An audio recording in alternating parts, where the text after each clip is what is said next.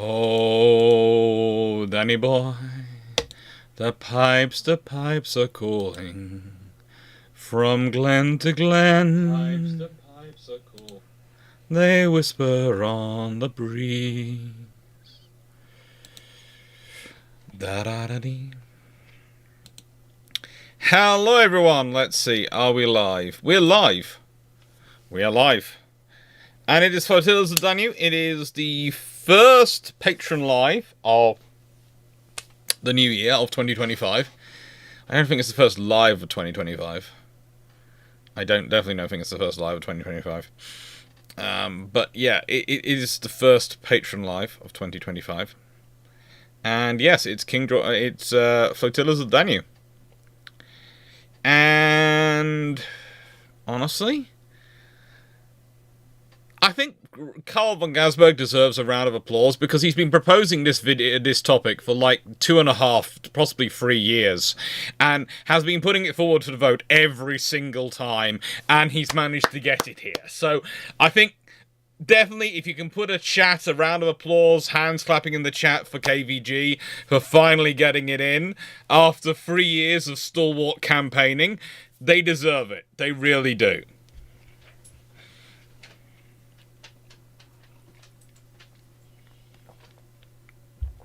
They really do. This might really taste weird.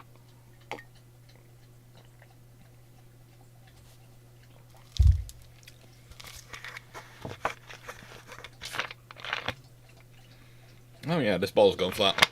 Oh well.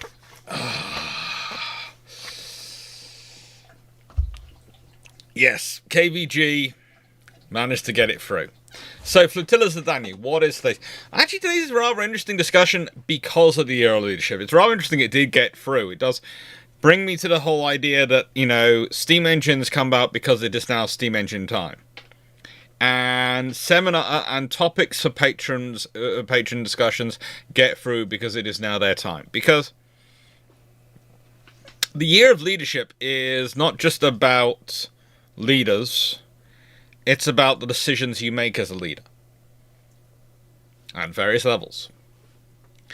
And the River Danube is massive at various levels. It is an absolute, how do I put this, titan of industry and infrastructure in its own right. And has been for a very, very long time. And that's actually one of the interesting things. I mean, I have stretched the definition of flotilla a little bit. Because I could have been very, very specific and just kept to literally just flotillas of Danube. But I decided any forces which were administratively organized specifically for the Danube, I would include in this video. So we're going to be talking about a lot of interesting different forces.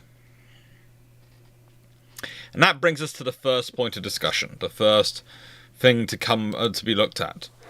The Danube itself. The Danube is massive.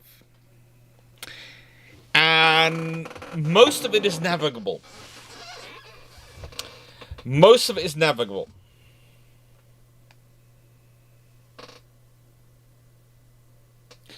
Sorry, someone is breathing rather loudly. Heavy breathing going on from a poodle. And that makes it an intriguing river when we consider where it goes through in the world. One of the interesting things is when you start to look at, well, for one of the things that I was looking at was Roman campaigns, but also Ottoman campaigns in over the centuries. The Danube was always a critical part of their forces' ability to maneuver. It's a critical part of their ability to supply.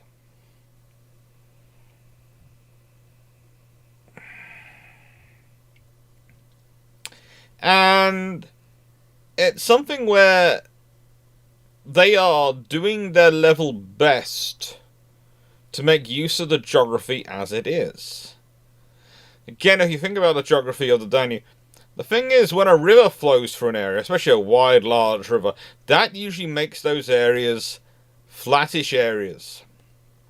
areas you can usually move transport along. So you can easily move an army usually along an area which has a river in it. And if you're supplying the army from the river, there you go, you've got your logistics line. And you can move a lot of goods up to it. Now, this river stretches all the way from the Black Sea to pretty much Switzerland. And it crosses through all sorts of countries on the way. You'd be unsurprised by the composition of many of the nations involves river flotillas and what they focus on.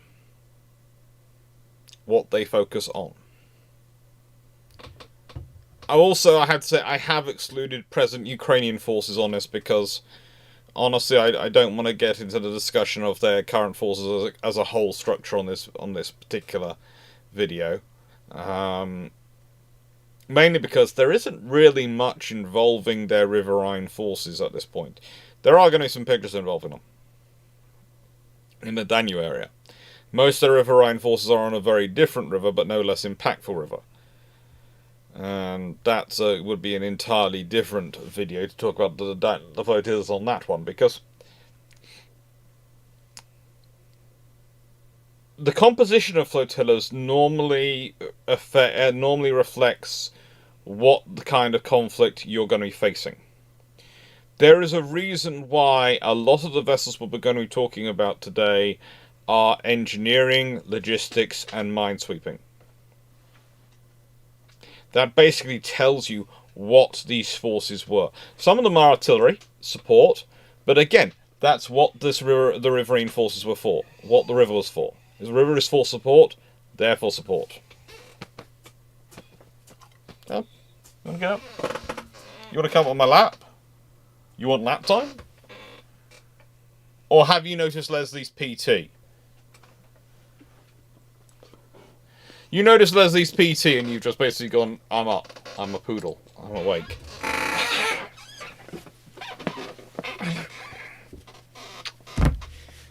By the way, people sometimes wonder if he has toys. He has a whole set of shelves full of toys that he can get toys out of quite easily. He can go open the shelves and get the toys out of. He is good at that. He also knows where the biscuits are. And knows if I walk past where the biscuits are.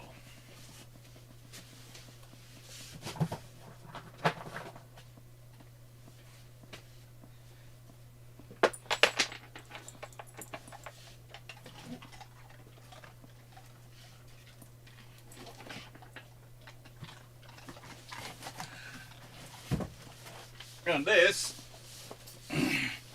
is, according to Raleigh, the single most important box to arrive any year from Amazon. Yes, it's 10 kilograms of mini bonios.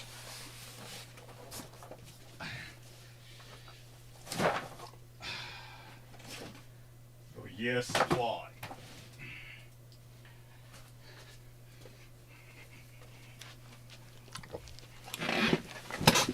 You're not getting any more. So, the point is, this is 2,850 kilometers. That's 1,770 miles in length. It is massive. Now, the confluence in Donaueschingen is an interesting position to talk about.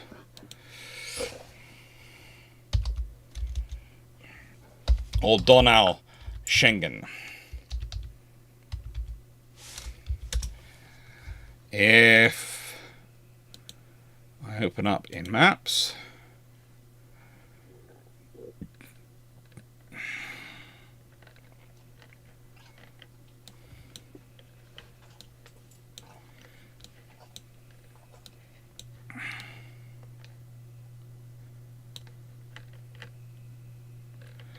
now the confluence is between, I think it's the Bregan, and I'm trying to remember the other one. Bregak. And there's a few others as well, which form together. The Bregak and the Breg are the two main ones, but there is also the Stilmoselle, and that's where the Danube really sort of starts to come together. And again,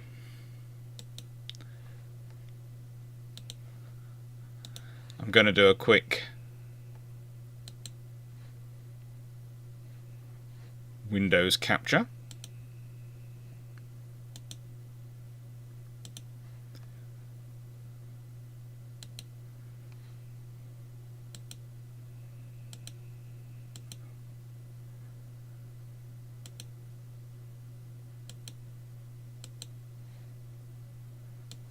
Just so you can all see. This is where the Danube comes from. Prior to this, it's the Breg, it's the Bregac. It's this little Stilmoselle, tiny little stream. There's all sorts of things come together and form the Danube. What's really interesting is that's quite a big, wide river. That's what I would definitely call canal grade river from basically that point onwards. And then it winds its way along.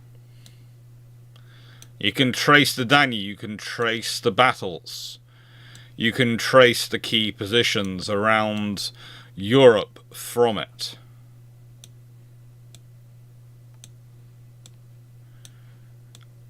It is a frontier, it is a highway, it is a critical point of European history and European relations.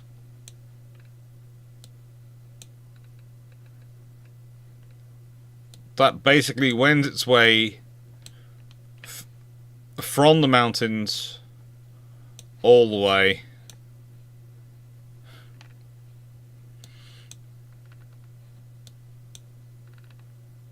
hopefully I came, yeah, I did come in as the right one, to the Danube, Danube out here, to go out into the Black Sea. I was worried I was going to end up going to the wrong one, because there's another one down here. Unsurprisingly, there's another one down here, but we'll leave that to one side.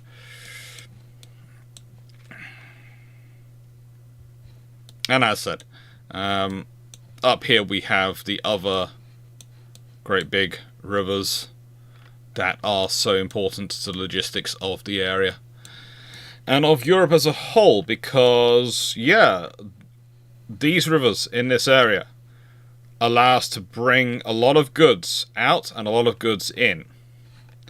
If I give you an example, today I was at a little, I was walking along around the, because I'm having to do walks, much to someone's upset, occasionally without them, to build up my health from the pneumonia. I did love it, because if you go around especially the historic mine trails and things in Cornwall, they'll tell you exactly what ports brought in, what went out, what came in. And, basically it's a case of, this is where this went out, and this is where coal came in. I won't say exactly what went out there, because that will kind of tell you exactly where I was today, but, there might be videos coming about that soon.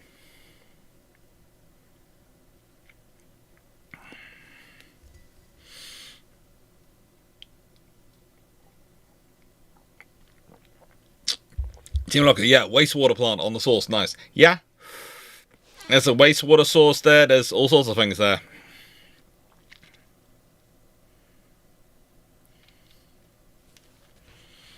Nightbot knows it's Central Europe. So yeah, this is a critical part of the world. This has been an empire. This has been a frontier of empires for centuries. There is a reason it's a frontier of empires. Because let's be honest, at many points, it's a darn good frontier to have. It's a nice, wide barrier. It's something you can point to and go, yeah, that.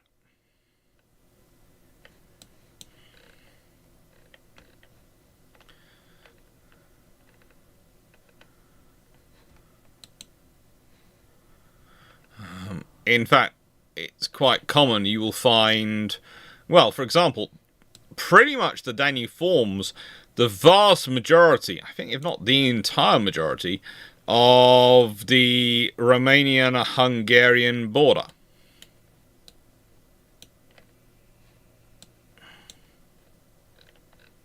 Oh no, Romanian-Bulgarian border, sorry. Did used to form the majority of... I've got notes about all the different times. At various points, the Danube has been an interesting thing for geography. And the trouble is also rivers tend to move as well, which makes it just even more fun.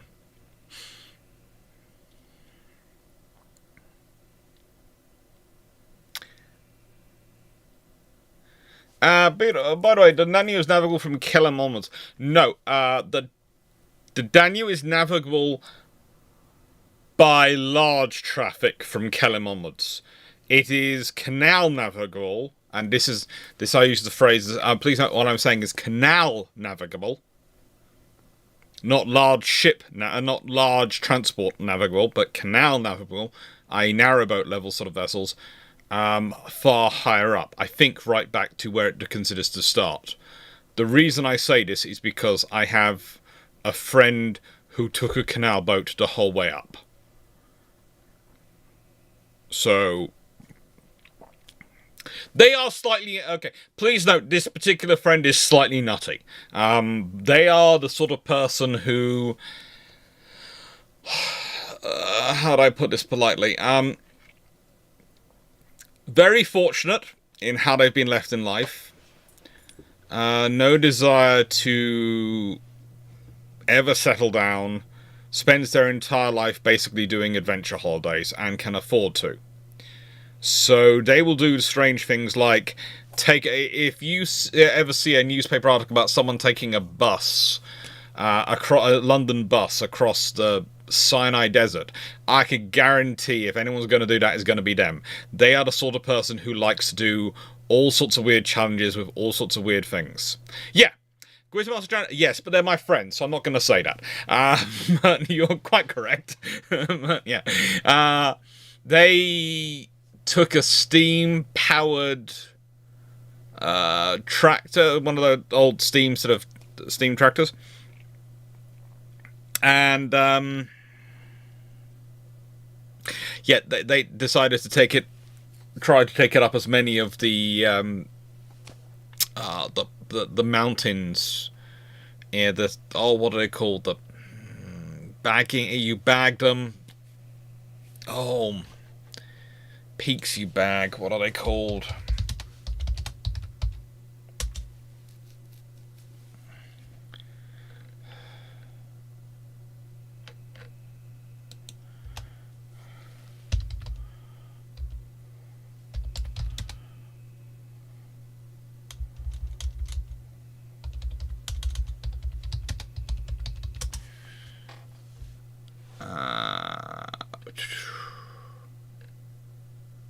Monroe, yeah, that's it. Yeah, they tried to drive them up the Monroe, several Monroes.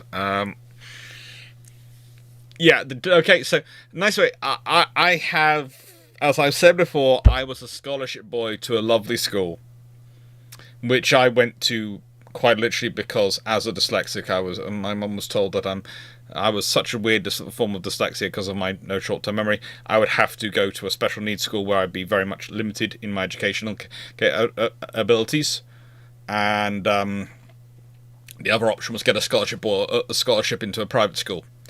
So my mum turned around and told me I was getting a scholarship. So I've got a lot of very interesting friends, and one of them does this. Sounds like he would have got... Yes, he would have got along with Fred Dinmer.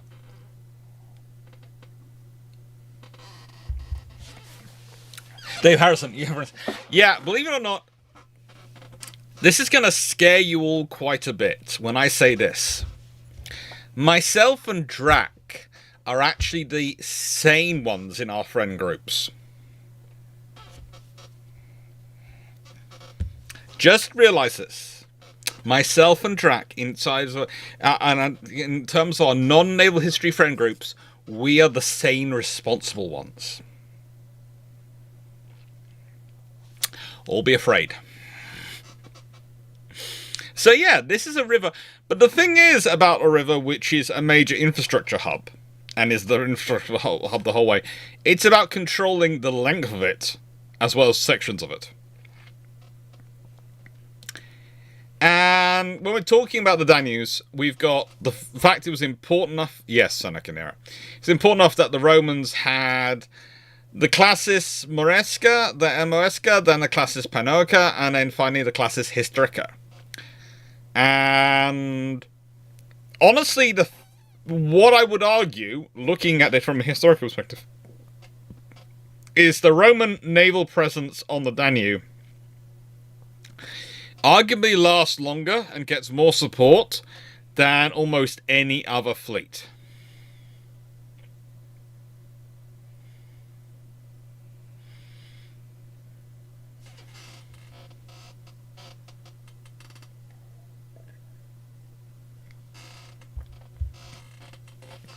And then we have Austria-Hungary, Czechoslovakia, Hungary, Romania, Britain,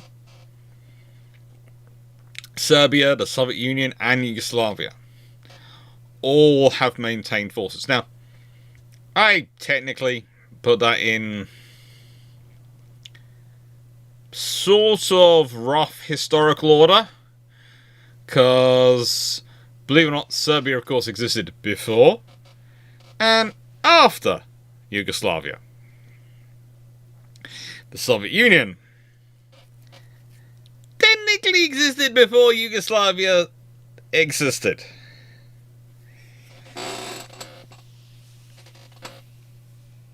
And there's all the rest. And even the Austria-Hungary ones, and Hungary... Yeah, and also I have to say, some of them I put in, these are going to be very complicated, so I'm going to deal with them, tackle them first, as in my traditional, because this is going to be weird. And some of them are in the, oh, this is the interesting one. Hello. But it's when, and this, please notice, I spent some time for the last couple of weeks watching The Magnificent Century to try and get an idea of some of the extra stuff going on around some of the Ottoman campaigns. Because I was also reading it, but I thought, oh, there's this already, which is this Turkish program put on. And historically, it might be interesting, but in terms of accuracy, it does seem to be pretty good, well done. Although, you can tell who's the hero of the writers and who's not. Can I concentrate on my video, please, instead of you demanding pats? Please? Please?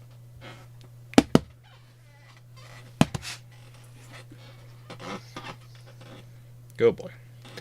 So yeah.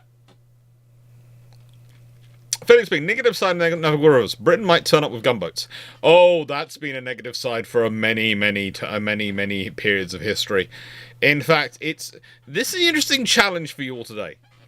Go away and find a major river which at some point has not had a Royal Navy gunboat presence of it. I challenge you. And before someone says, Mississippi, nope, it has. Yeah. The British have got places.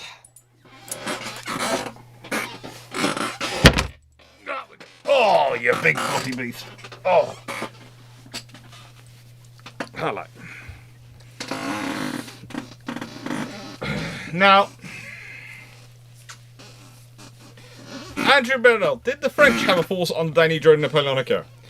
At certain points, the French did have ships there. But the thing is, the French would set them up for a campaign only. They wouldn't set up a flotilla. They wouldn't maintain a force there. They didn't build infrastructure or anything else. Renan, Colorado River. Sorry. There have been Royal Navy ships. Elb, sorry. Basically, there are a couple, but I'll tell you this now. Don't go for Africa, don't go for Europe.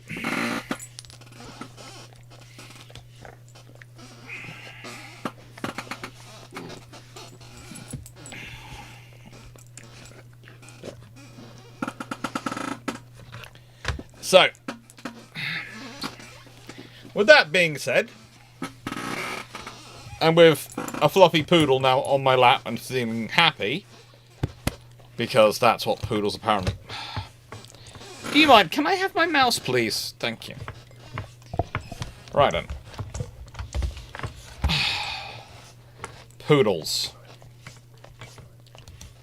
Let's talk about the Romans. Now, the Romans, well, for them, the Danube was so important and so vital as a strategic link, as an economic link, as a security link, and as a perimeter, that they actually had 2 fleets originally. The Classis Pannonica and the Classis Mursica. And another reason they had 2 such fleets was to support their forces when they moved forward. You have to remember, the Romans depend upon the sea and rivers as their logistics. I did this discussion with Simon Elliott in a nice video, a 2 historian series. There are more of those coming, by the way. I might be even getting my first one soon with someone who isn't a close personal friend, who I'm using basically friend blackmail to, the emotional blackmail of being a friend to get them on there.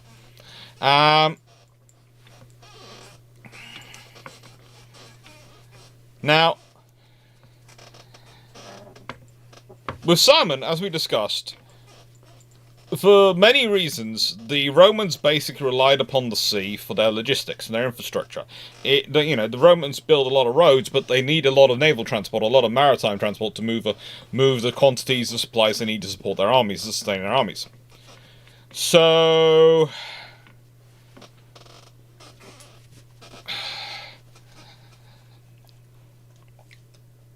that's what they're about here. There's, again, the Danube is this big navigable river that they can use to sustain their frontier. It's a natural place to put their frontier, because then they can actually supply and sustain their frontier, and they can link their forts together by sea transport, which makes it relatively difficult to prevent the movement of goods. The Danube is big enough, wide enough, and it works well enough that it can do. Michael, I've already said I'm going to be doing the Royal Navy operations, so I'm not sure why you're doing what you're saying. I'm not understanding that one.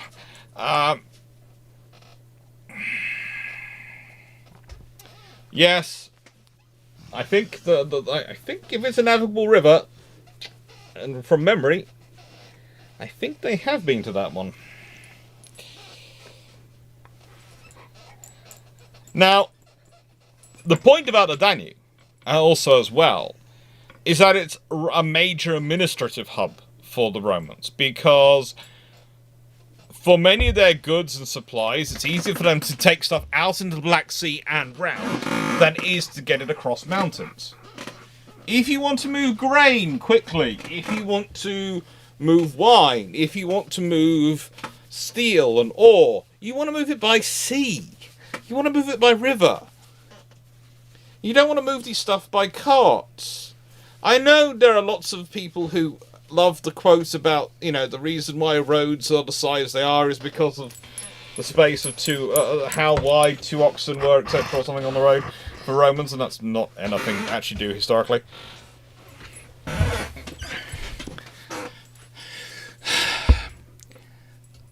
But the reality was, as much as the Romans did like to use roads and build roads and invested a lot in roads, when they wanted to move stuff, they moved it by sea, they moved it by boat. Because they needed to. It's how you can move the stuff efficiently. Even today, when we're moving large bulk stuff, large amounts of bulk, we need to move, and bulk by that, I mean it's oars, it's fuel, it's those things. We move it by the sea. You want a really fun topic of conversation? I'll start off with asking people, and I'm not going to give you the answer, but you can go look it up. How many 747s would it take to move the same amount of crude oil as is moved by one ultra-large crude carrier? How many 747s, Boeing 747 cargo variants, would it take to move the same amount of fuel as one ultra-large crude carrier? That's always a fun conversation. Because I can tell you this, no one ever gets it right on the first go.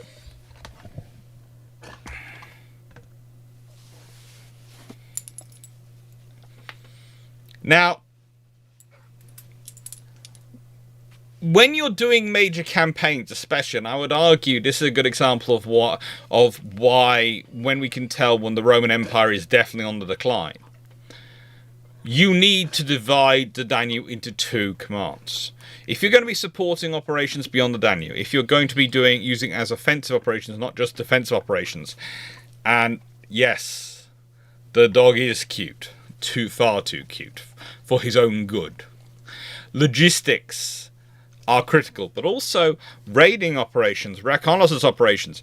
These fleets are not just... Think of them as border guards as well. Think of them as reconnaissance personnel. Think of them as fully paid up members of the armed forces. You have to remember, as I keep trying to explain, Roman ships are not the oarsmen are not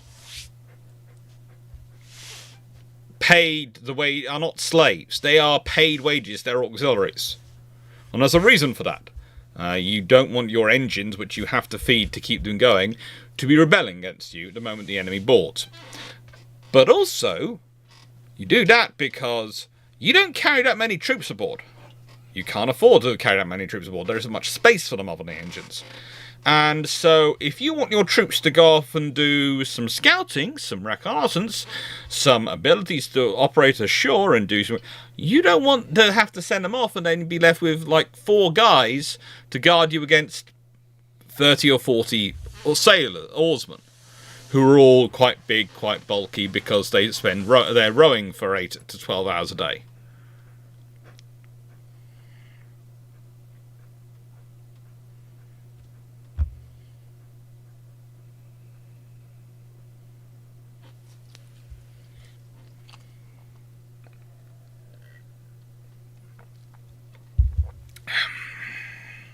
Oh, and Montana 67.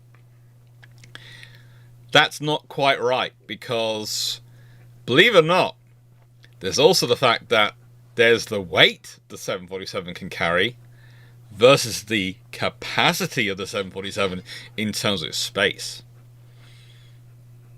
And whereas the ULCC will be entirely full up, a 747 will not be.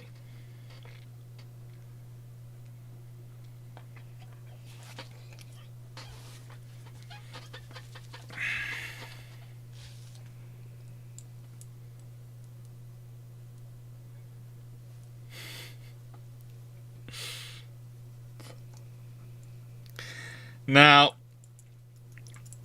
as things go on, as the Roman Empire combines, sort of declines, they combine them into one fleet. They combine them into one force. Hello! What are you doing?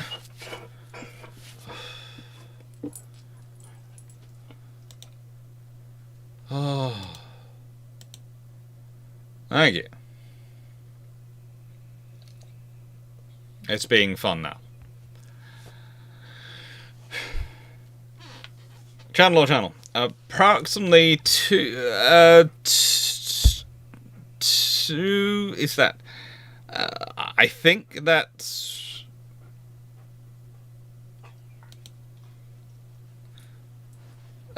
Is that? Have you put 2,000, or is that 298,000?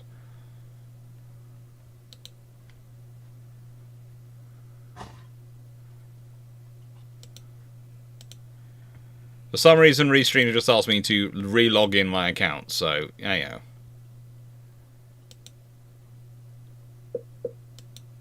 Yeah, it's all fun. Oh, it's trying to get me to stream to Instagram as well.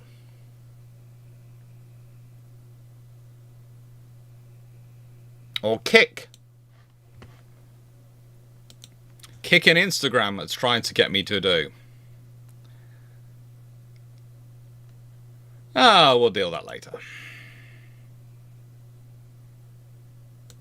We'll deal with that later.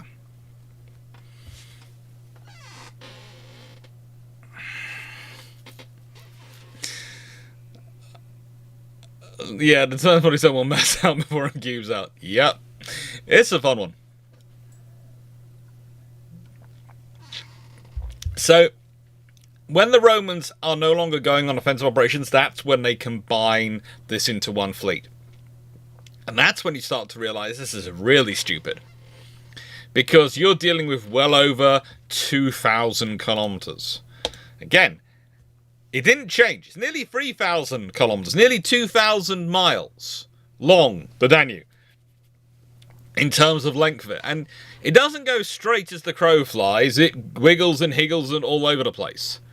And that's just the stuff which is navigable, especially by Roman vessels. So this is the point I'm trying to make, is that whilst we might consider heavy navigable, etc. these days, and canal navigable and all these things, what do the Romans consider navigable? Well, I can tell you.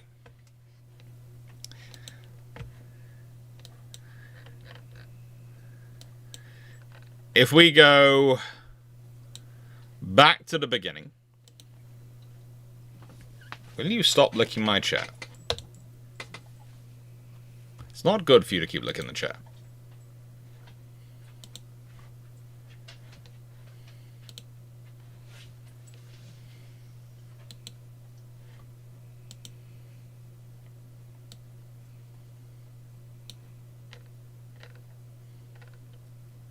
Where it combines.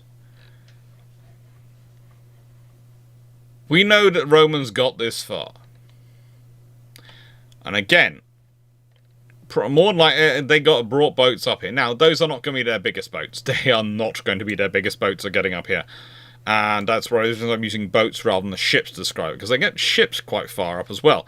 But they're getting boats up to here. Because we also know they go further with them.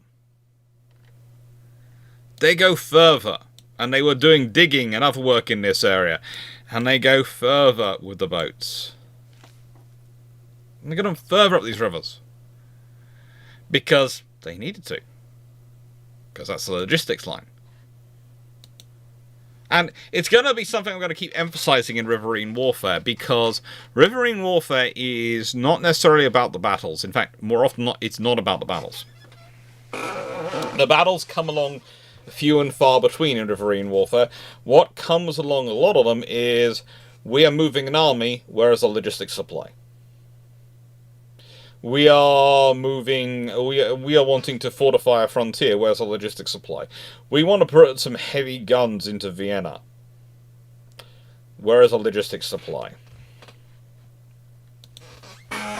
We want to bring some heavy guns to Vienna, where is our logistics supply.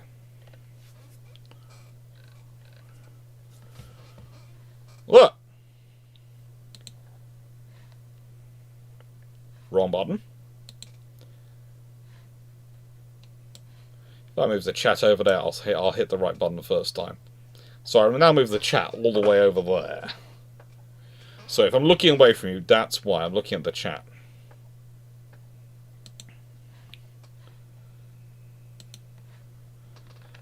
There is a reason Vienna is on the Danube. There is also a reason that this was the point at which the Ottomans were always after, and the point the Ottomans advanced to. Because if we consider where the Ottoman territories... If I go to map version, this makes it a little easier. Ottomans' territories are mainly down here. They're mostly launching their campaigns from over this area to come up to here. And most of the time, they are fighting along the Danube. Therefore, moving goods along the Danube. The important thing for the Ottomans was control of trade routes. Danube is a vital trade route. If you can control the Danube, you can control the trade going into Central Europe. You can go to control the trade coming from Northern Europe and coming down. So this is why Vienna is a target for the Ottomans. This is why it's a point of defense. This is why the Polish come to defend Vienna when they do. Because everyone knows how important Vienna is, not because they like it, not because it produces great pastries and a wonderful waltz, but because it's an absolutely vital trade nexus thanks to this coming through it, the Danube. and where it sits in terms of the rest of Europe, where it sits in terms of the plain, the Central European plain, etc. Vienna is a critical point. It's also interesting because it's really the absolute edge of Ottoman and, to an extent, Roman logistical reach. We're talking about huge empires. We're talking huge empires in their time, very powerful empires, and yet, honestly, their logistics is restrained by, can they get enough supplies up a river? The Romans start from down here. But it's no surprise it's only after they get control of this area and have ready access into the Black Sea that they can actually start making progress inland up here. Because they get access to the Danube River. The Ottomans, that Danube River, that's their blocking point. That's what makes those positions so valuable. That's what makes castles on the Danube so valuable. Controlling the movement of trade and restricting logistic efforts and capabilities of them. So the Romans, they're really the first, okay?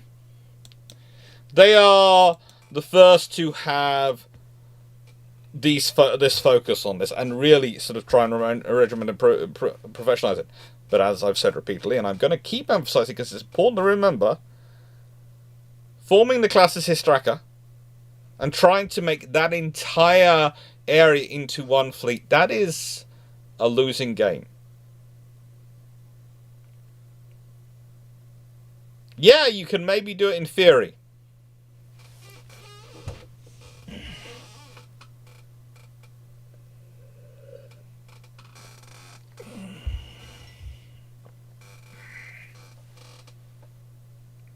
You can maybe do it in theory.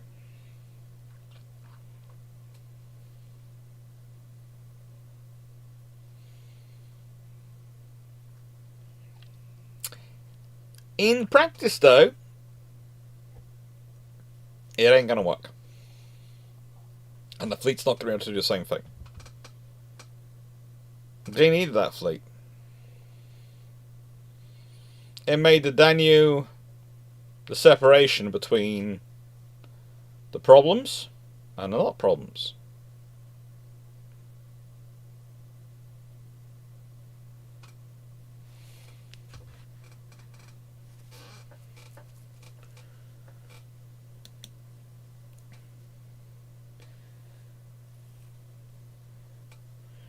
So, with that all being said, and lots of discussions now going on about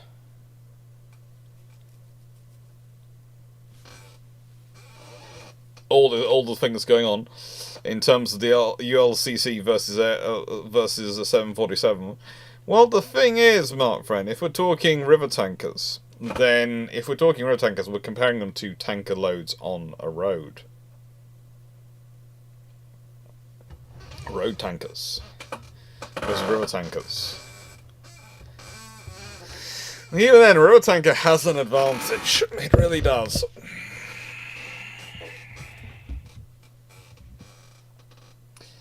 Were there ever British gunboats on the Columbia River? Believe it or not, look up the history. Look up the history of how many random things have turned up in random places with the various wars that have been fought. So, shameless book plug. Now, this is a fun thing to do.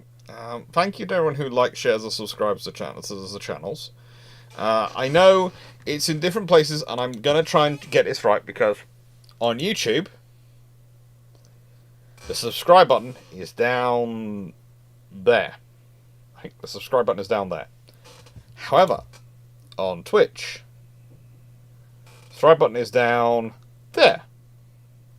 I think it's slightly different position. I think YouTube is slightly further that way, and Twitch is that way. Hopefully I'm heading the right place. Thank you for that. It's nice to have people join. And yeah, Trials, Battles and Airings is the... Well, I'm a naval historian, as I will say. This channel has public-facing history, and it's entirely funded and supported by you. It wouldn't take place without you. My research is entirely funded by you, which is fun. As a naval historian, it's kind of an interesting, especially as an academic historian, it's kind of an interesting scenario to be in. Kind of a weird one to go, well, rather than an institution or a grant body, I rely on my funding for my research on people being very nice and donating memberships and super chats and being members or being patrons or just watching through and seeing the adverts. All those things are what I rely on so that I have a chance to do the work I want to do.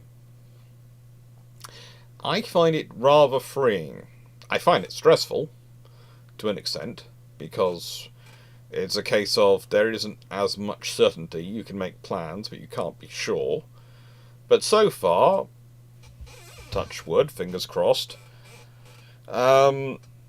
every plans I've made, I always achieved enough to be able to do some version of the plans I wanted to do in a way I wanted to do it.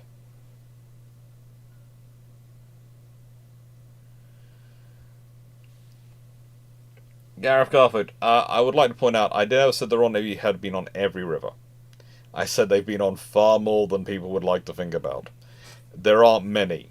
There aren't many they haven't been on.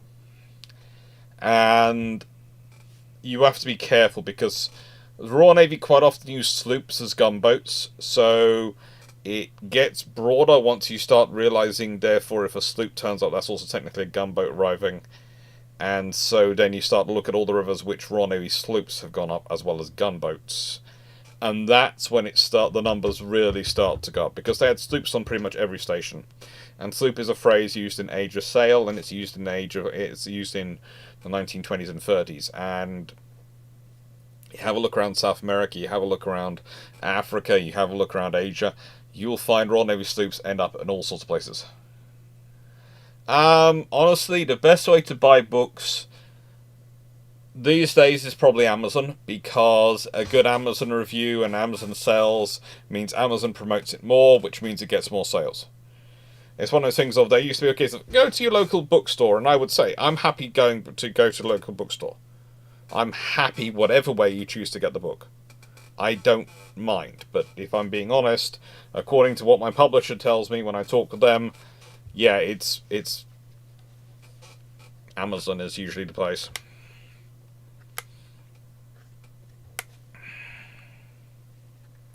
Yeah, the amount of landlocked countries. Here's another fun thing. Look at the number of landlocked countries which have been visited by the Royal Navy and have had historic visits from the Royal Navy.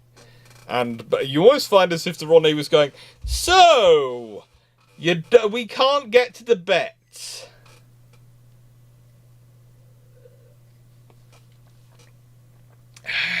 We will get to everywhere else. Royal Navy was always very upset that the army got to the Gurkhas before they did. Just imagine if the Gurkhas were always members of the Royal Marines rather than the army. If the Gurkha regiments were always the Gurkha regiment was another part of the Royal Marines. The Royal Navy would be very happy. The rest of the world would be very, very upset, but the Royal Navy would be very happy.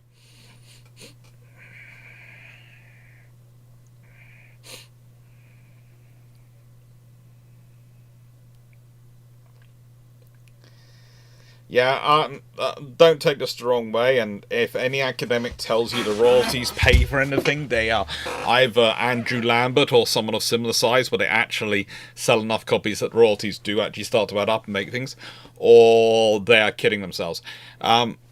This has sold some in region of 15,000 copies overall, and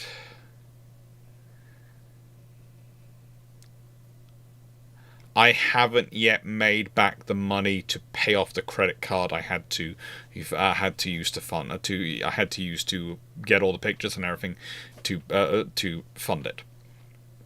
Because I was told whenever how do I put this? I got a little bit annoyed, okay? I will admit this was not my finest financial moment, and please no one share this clip with Dave Ramsey, because I'll probably get an internet lecture from him, judging by his YouTube videos. But the whole reason I got a credit card when I eventually needed one was because I was told by all the funders that they wouldn't give me any money for it because it's too modern history and no one would be interested. And so I got annoyed and I went and did it anyway, and I did it by doing it on a credit card. And that is the reason I actually got a credit card. And I still have them. I'm still paying off the debt on the credit card from that when I did that about 5-6 years ago. So yeah, I have a credit card because of this book. That's the entire reason I have a credit card. Up until that point, I had an overdraft on my bank account, and that was it. And the only reason I had the overdraft was because, until I recently moved house, now I'm firmly in the overdraft, but the only reason I had the overdraft was because they gave you one automatically with a student account, and it seemed a sensible thing to have in case I misjudged my funds somehow and went wrong over it.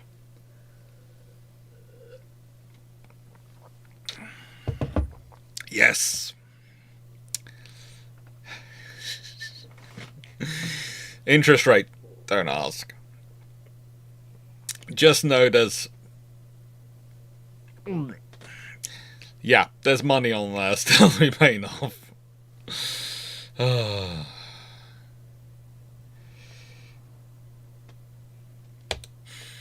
And these are the videos that are coming up. Now, this week, HMAS Vampire was supposed to be coming out instead of Two Historians. There is going to be a Two Historians episode, which was supposed to be recorded this week, hasn't yet been recorded, but might be recorded on Friday. The thing is, if it is being recorded on Friday, that could delay Friday's video coming out on time on Friday, because there have been issues all week with videos uploaded getting corrupted on upload, and I found out what it is, and I fixed it, because I tried something cool. I tried to put an introduction, and apparently my introduction video, whilst it gets through YouTube and they're all happy on the introduction things, it causes some kind of corruption to enter into the sound of all the rest of the video.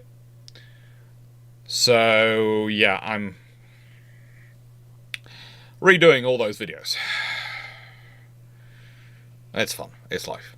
Okay. We've got David Farragut though next week. We had the first Admiral William de Leybourne, which actually came out on Wednesday. Scuttlebutt 9 will come out as well next week at some point. And HMAS Vampire will probably come out on Monday. And it's the Battle of the Barents Sea on Saturday, which is going to be a cool one. And it's supposed to be it's supposed to be key leaders, I think, on Friday.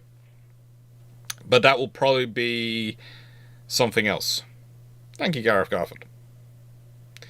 Yeah, Scuttlebutt 9 is delayed. It's been fun. It's been fun. It is.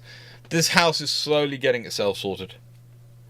The move is worth it from my mother's and family's health perspective, and from having the space to do this. Because now I virtually have my own house next to my mum and sister's house, so instead of me moving out, I've got my own space, and I can still be here when they need me, which is sensible. It is sensible. And somehow I have managed to cut my thumb. I have no idea why, but my thumb is now bleeding. Okay. Suddenly noticed my thumb was looking shiny. That's the trouble of having a very high pain tolerance. You don't know when you cut yourself. And you go, what have I done to myself? How have I done this? But the house, it's lovely, but it's required a lot of work. It has required a lot of work. And it's got a lot more coming. But anyway, let's start off with Austria-Hungary, because surprisingly enough, for a country which has had its capital besieged as often as they did, As often as Vienna has been besieged historically, really, that's very bad form. And for a country which links it to capital cities, because Austria-Hungary technically has, of course, two capitals. They have Vienna and Budapest, or Buda. And they're, of course, linked by the Danube. They are linked by the Danube. It makes sense. There's Bratislavia is also on that river, and for a country like that, the flotilla has always been rather important. Flotilla has always been rather key. Flotilla was always a critical point of their operations and of their capabilities.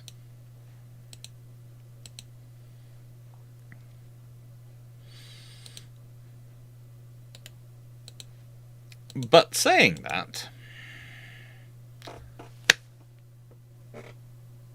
it's officially established as a part of the Navy after the Austro-Prussian War. So if you think about that, they have been dependent upon that river. It's been a critical source of their capabilities and a critical thing for them. Yet they had ad hoc forces until 1867.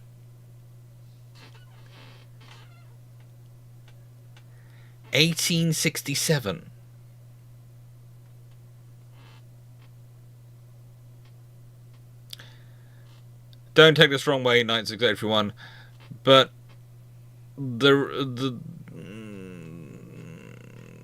statement that you're not very good at nuance is not something which is necessarily coming as a surprise. But you're getting better at it. I will say this, you're getting better at it. So don't doubt yourself too much. You're not very good at it yet, but you're getting better at it. You're far better than you were. So, we all have to start somewhere, trust me. When I was much younger than I am now, I was not very good at nuance and looking for the context behind things. I would want to go for things which were sort of black and white and straightforward, that sort of approach. It's as you get, in many ways, older, you start to realise that, oh, annoying, that little niggle on the side has that impact.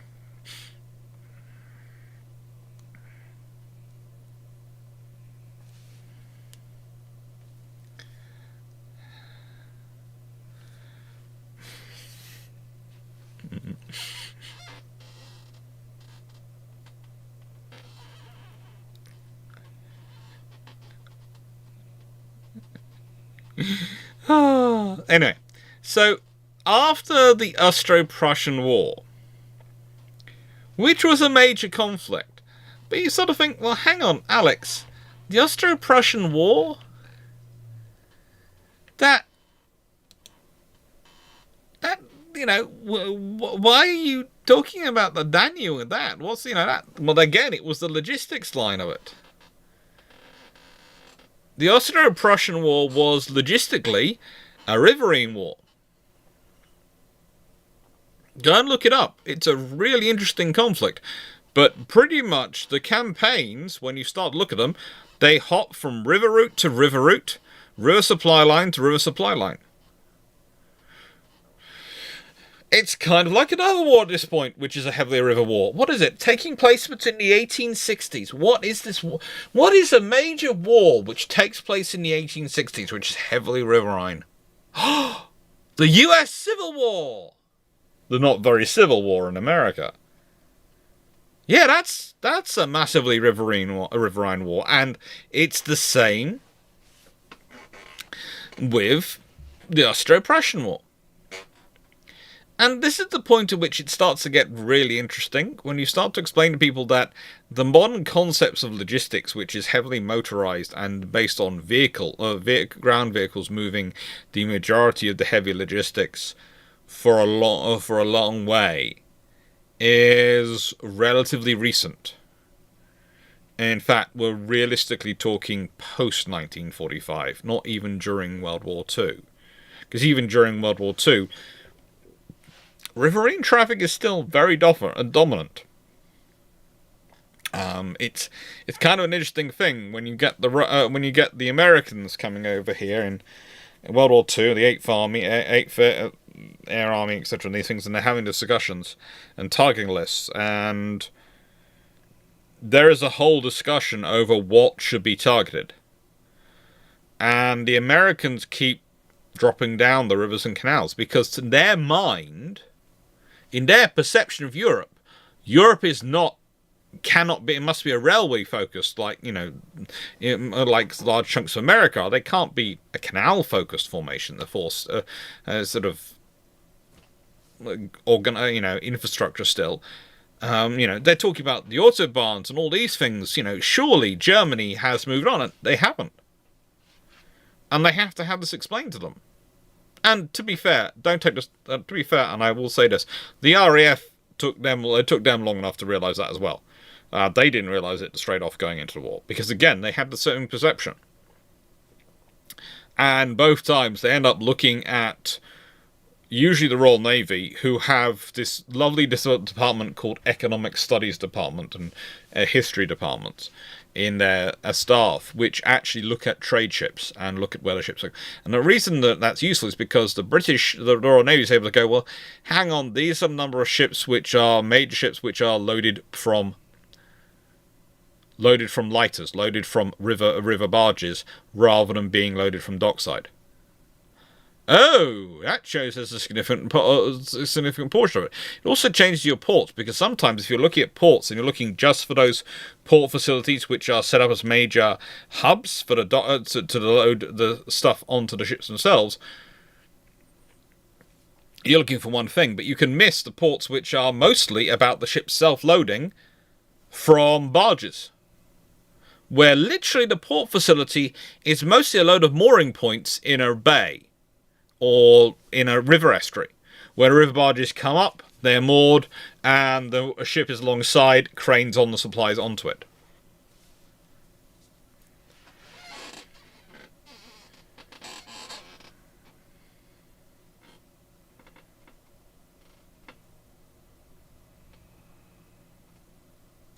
Now, whilst KVG, you're quite right, it was the Habsburg Empire, and instead of before the Austria-Hungarian, but they still don't really have a force. They don't have the capability, the organised force as we would recognise it. Especially not as part of their navy. When it was formed, it usually consisted of gunboats, patrol boats, and miscellaneous vessels. It's this force which fires the first shots of World War I. Yeah. That's probably going to shock you, because you've probably heard all sorts of discussion about what were the first shots of World War I. Well, the first shots of World War I were probably fired during the night of the 29th of July, 1914. And they were fired by this flotilla's actions.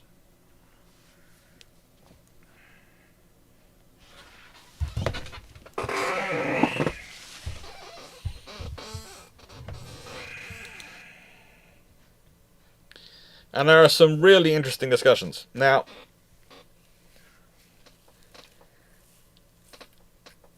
prior, there had been various times they'd raised rowing boat force, etc., but it's only after, in 1867, after they start having proper ships.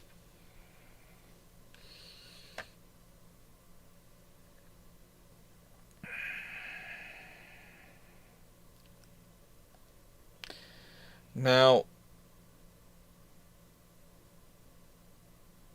the first shot, there's actually a dispute between which vessel fired the first shots.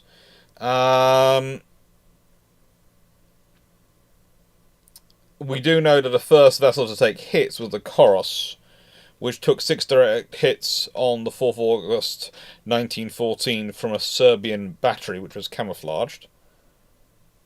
But it actually took the hits in order to expose the Serbian battery, and it itself did okay.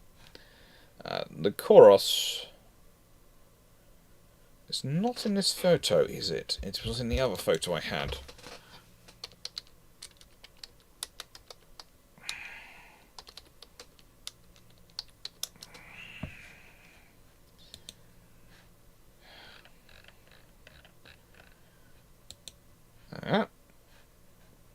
The Koros becomes the Morova later on.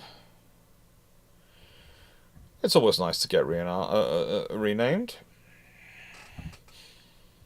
when you are moved from to the Hungarian People's Republic, and then to Yugoslavia, I think. Yeah, Yugoslavia. But Koros herself served quite well. I do have a decent picture of her somewhere. Let me try and find it. Not that picture. That one. By that point, she's Morova, so I'm glad I did that stuff because I now explained her.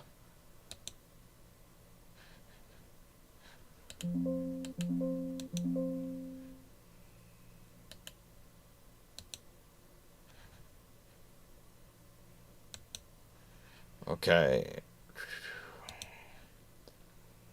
Browse. Morova. Where's it gone in the set of pictures? There you go.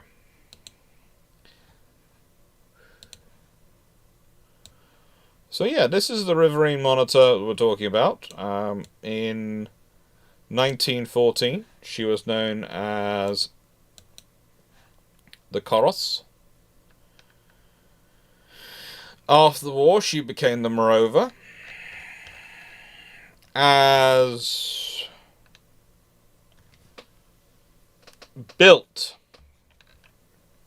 she was 448 tons. She had a length of 54 metres, a beam of 9 metres, a draft of 1.2 metres. She had Yarrow boilers, supplying triple expansion steam engines for 10 knots of speed. She carried 2 4.7-inch guns in single mounts, 2 2.6-inch guns in AA mounts, and 2 machine guns. She had a 50mm belt and bulkheads.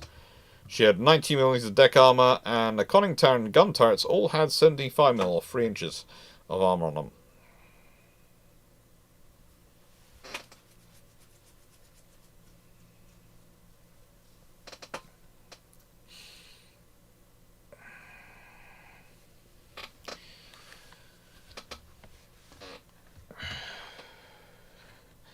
The thing is, for the Austro-Hungarians, these ships were a critical asset, not just for defence, but for offence. You see, if you are logistically dependent upon moving on a river, you need to secure the river. If you're also looking at an area where it's going to be difficult, especially when it gets wet, to move heavy equipment, and especially heavy artillery, well, the river becomes even more vital because you can move heavy artillery. That's the reason it's got 4.7-inch guns. The reason these ships fire the first shots when they do. They are powerful artillery units. So they're about supporting, they're about defending the areas they've got, they can get access to, so they can move their logistics up and down the river. But it's also about being able to go offensive by using that artillery firepower to push the enemy back. Especially in the era pre-tanks. There's no tanks in this period. There's no tanks yet. You know, they're something which come about in later on in World War I. They're not something at the beginning of World War I.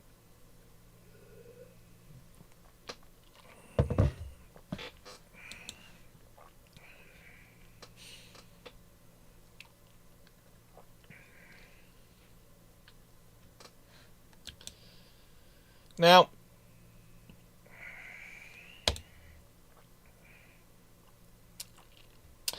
Then we have Czechoslovakia. This one caused me fun because... oh, good lord. How do I put this politely? So, the Czech Legion, which operated, of course, in Russia, Far East in 1918, had steamers, an icebreaker, all sorts of things based at Vladivostok. They also had some steamers at Lake Baikal. And, yeah, they did quite a lot of operations. But then they, of course, withdrew. Then we have the First Czechoslovakian Republic. Now,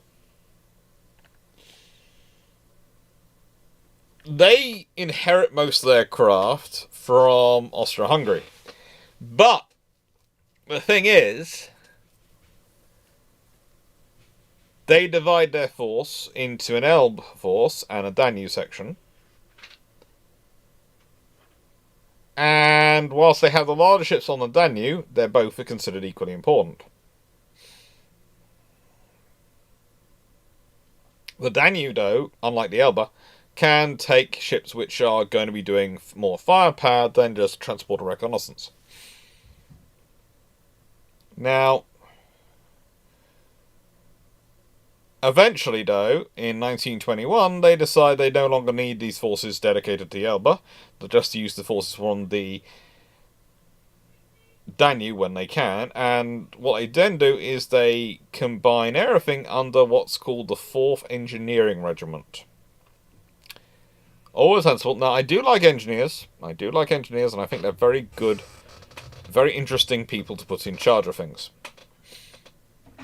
Not sure necessarily was the smartest solution for Czechoslovakians here. Because the trouble is with putting engineers in complete charge of things, especially when they have access to complete assets like whole ships, etc., is engineers like to modify things. Again, they like to have bright ideas. Speaking of engineers with bright ideas, we alive? Are we alive? Yeah. Sorry, I heard mild swearing and other things coming from the other side of the door, so I needed to check that they were alive, or if I needed to go and, perform last rites or something. We okay? Good. My pleasure. They haven't tripped me up.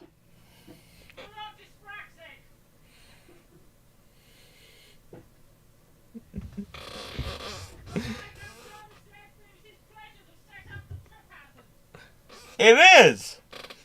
Now, the trouble for the Czechs was, frankly, a lot of the craft they inherited from the Austro-Hungarians showed they'd been created by the Austro-Hungarians. They were obsolescent by the 1920s, and so they decided to try and build 2 large river monitors.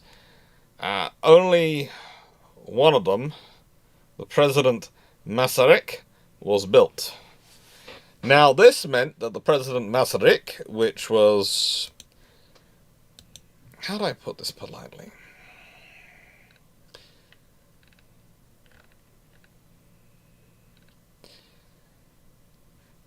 It was named for the founding father of Czechoslovakia, and the first president of Czechoslovakia. And if you've actually looked up Thomas Masaryk, you will realise that he pretty much lives up to founding father status quite well. He's not necessarily perfect by any stretch of the imagination, but very few of them are. He does do quite well, though. The thing is, they want 2, they get 1. She's commissioned in 1932. She was laid down in August 1929. Launched possibly in 1930 or 1931. And Decommissioned in both 1945 and 1955 because she gets recommissioned again. Now, she was originally powered by steam turbines, but in 1943 is given diesel engines. Wonder why she got that upgrade. Oh, because she's useful, but also because they're short of fuel.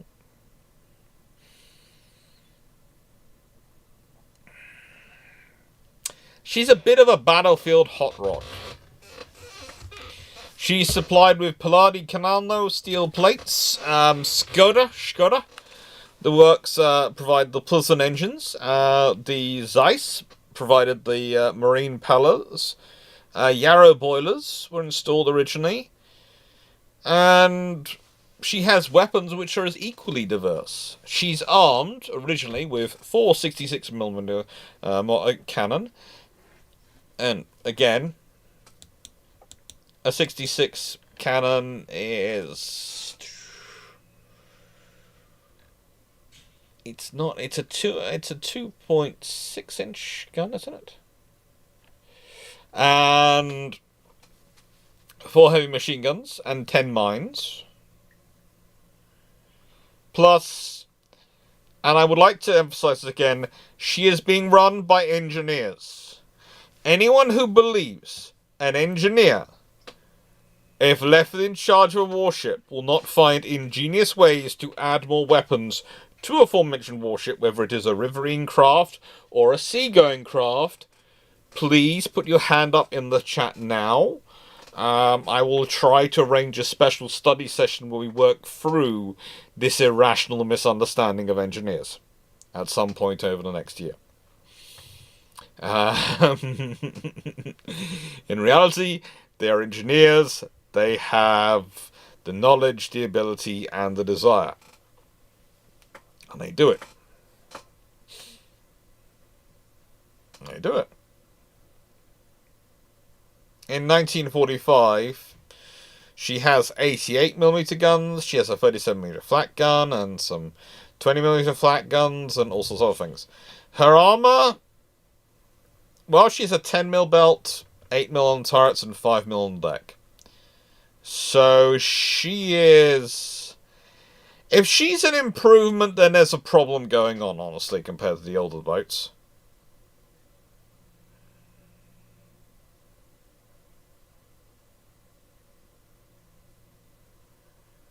I worry about the definition of this being bulletproof. I'm fairly certain there are lots of things which can pepper-pot it. A decent heavy machine gun can possibly pepper-pot it. It's got a 10mm belt. 10mm belt.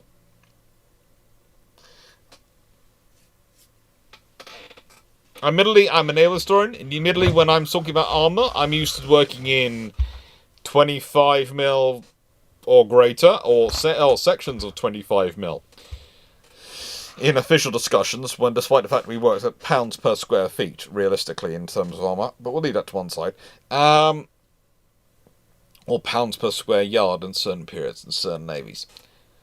And pounds per square metre, I presume, for the French, because they were metric. Well, no, kilograms per square metre, I presume. Yeah.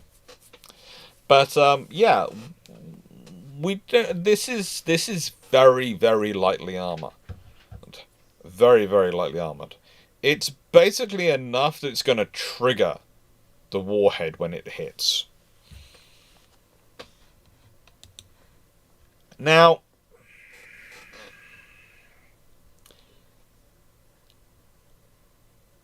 and saying all this, she still felt to be the vessel which is best able to match in against the other what were considered Danubian powers in the 1930s. That is, Yugoslavia, Romania, and Hungary. She was their lead ship.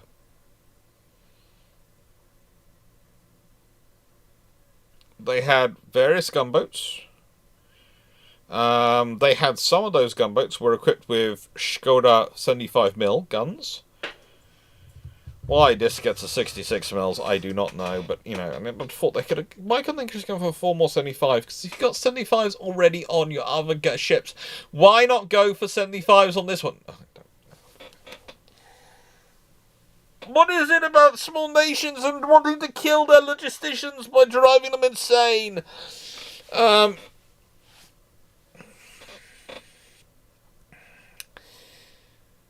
Now, they also commissioned various small mine layers, minesweepers, and pretty much they were set up for riverine warfare. But the trouble is, 1939 happens, Republic expires, and yeah, they're kind of walked over. In 1946 and 1950, they try and establish various other things. It's not until 1958 when you get the Warsaw Pact officially handling defense of the Danube over to the Soviet Navy's Danube flotilla. And them, all the members of the Warsaw Pact, therefore disbanding their flotillas, that you get a break in these forces. These days, whilst Czechoslovakia doesn't exist anymore, other nations do, and they have re-established certain border forces. Some of them are still naval flotillas, some of them are policing forces. But the thing is, it was part of the Soviets getting control of the area, but the Soviets insisted they disband their flotillas. Because if you have control of the Danube, if you have the flotilla on the Danube, you have control of the Danube. If you have control of the Danube, you have control of these nations' economies. It is that important to the movement of goods.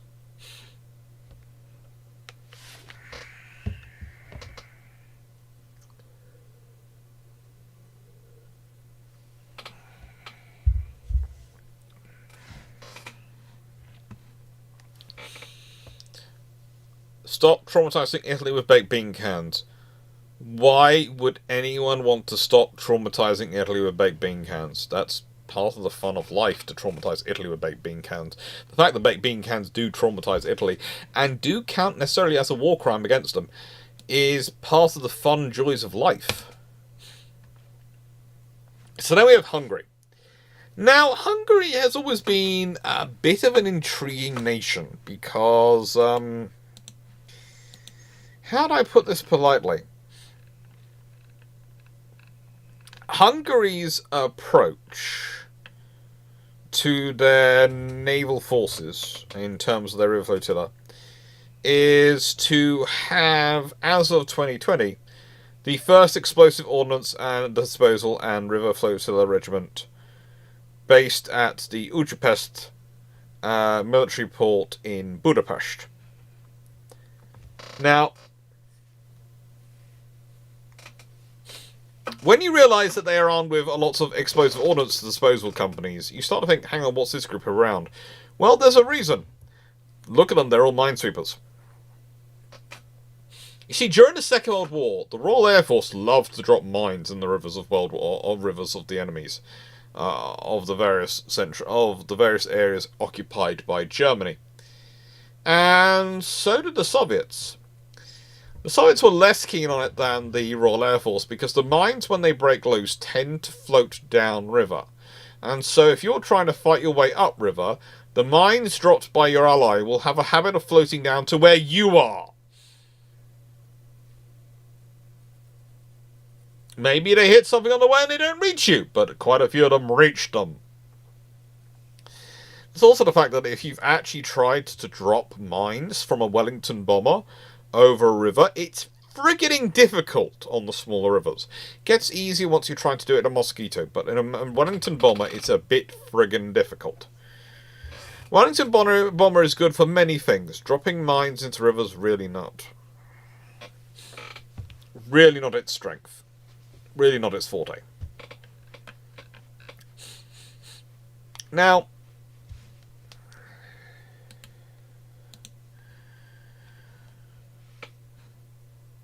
the Hungarian forces, and I will say the Hungarian forces, because there was the Hungarian army prior to this, they again were interested in their naval forces, and they had formations in the 1920s and 30s.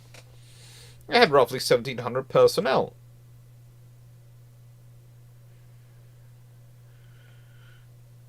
This sort of explains why admirals managed to end up in running things.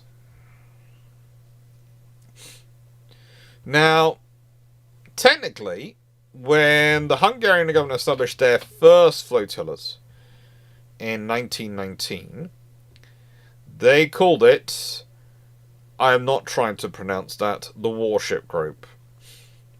I'm looking at my own notes. I'm not trying to pronounce it. I'm just not. Hungarian is not a language you want to hear me trying to pronounce. Hadihados Sasat. No. I think that's completely mucked up, and I'm not trying to get that again. I have spent the whole last week and a half trying to get some of these languages to actually sound somewhat convincing coming from my mouth, and none of them do. It could be because I spent so much time in the attic I've now got blocked noses almost every other day. Anyway, in 1929, they decided to transfer those ships to the Royal Hungarian River Guard, which was under the command of the Interior Ministry.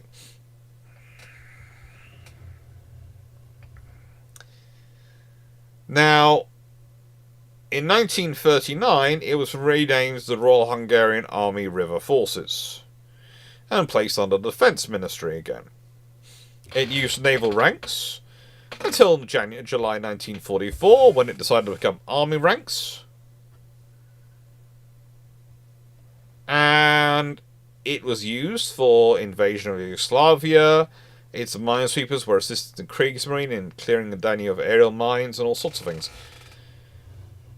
In 1940, it consisted of a patrol boat regiment based at Budapest and a river security regiment based at Novi Sad.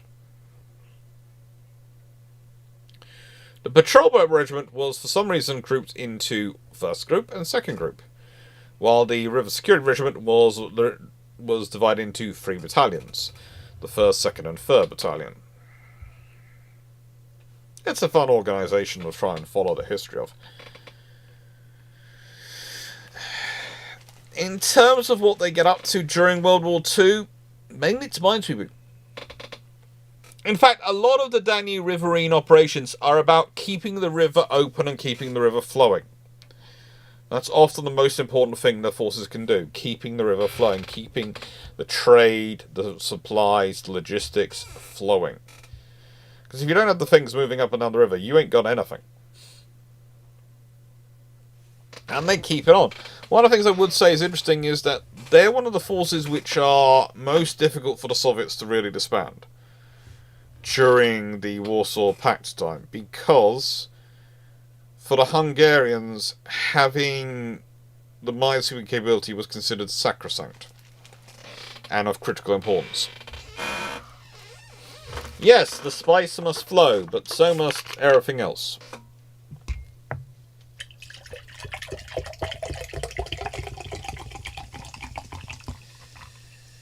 It is a constant.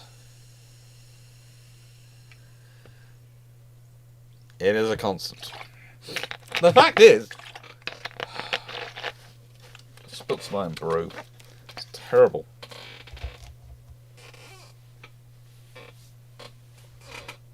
Don't worry, there's a poodle licking it up. Not sure it's good for him, but he likes to drink it anyway. The brew must flow, yes. They are still... The thing is today, when you start to look at the existing Hungarian forces and their structure and their equipment, when you go into their equipment of their forces, you go look up the Riverine Forces equipment list is pretty darn extensive and pretty darn capable. And it has a sort of model. There are 5 AN2 minesweepers. They are built in Hungary, and they are mostly seen in reserve. These 2 examples are both Nestins, which were acquired from Yugoslavia in 1981. Remember, Warsaw Pact, technically they're not supposed to have Riverine Forces. And yet Yugoslavia and Yugoslavia was always sort of slightly outside the Warsaw Pact, slightly in, slightly out, there's kind of a special place. Hungary was also getting its own riverine forces and going, we need some minesweepers. The interesting thing is, one of these is probably scrapped, 3 have been sold, and 2 are in active service. That's officially. But at least one is a museum ship, and there's a whole debate as to which one that is. They also have some very interesting, of course, Zodiacs, and they have some of the US Navy style riverine craft.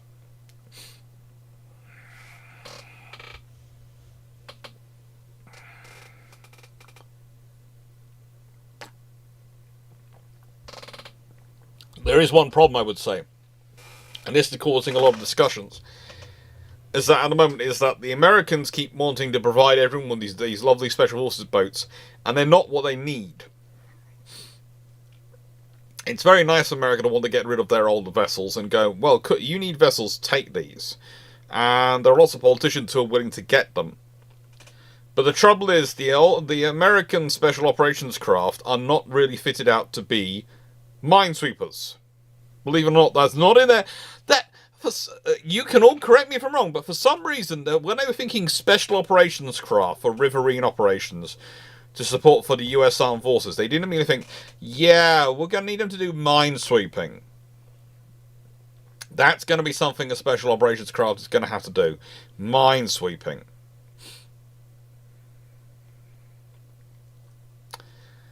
So, realistically, there are very few vessels available which can necessarily do the roles that they need. Honestly,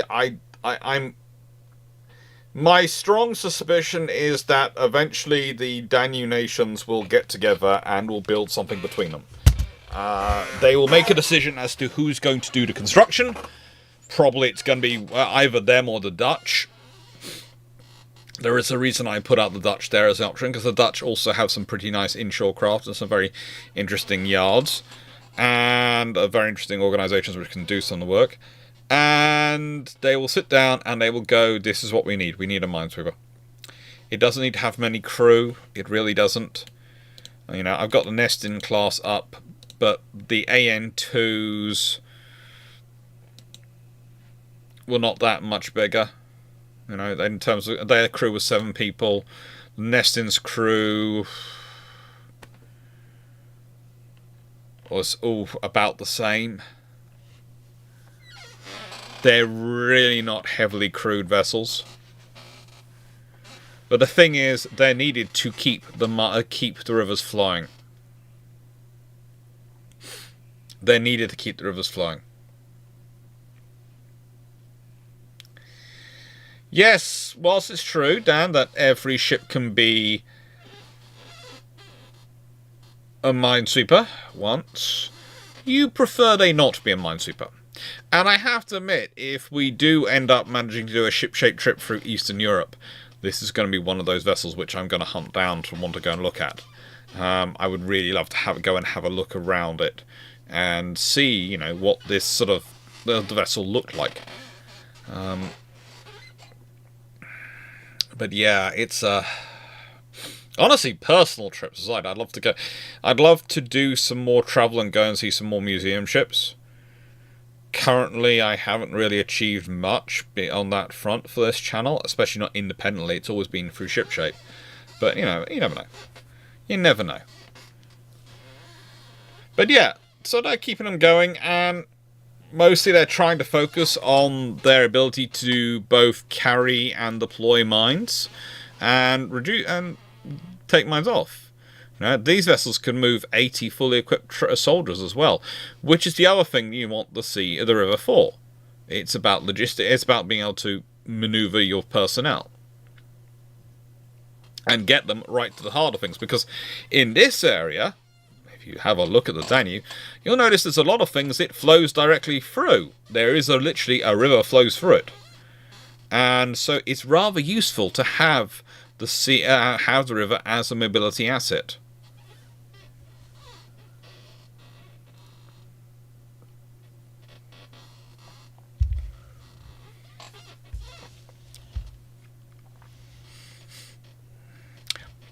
One of the interesting things, though, with riverine craft is especially if you want them to do minesweeping, etc.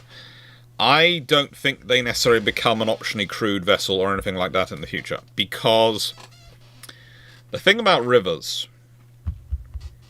and the assets you're going to be deploying on them, especially these ones, there's going to be a lot of human crewed traffic in the way, a lot of merchant vessels, and a lot of things which you're going to be able to want to react with the full 360 view.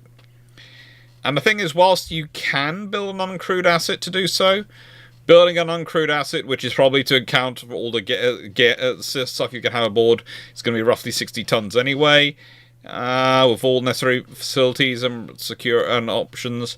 It's going to be very, very expensive.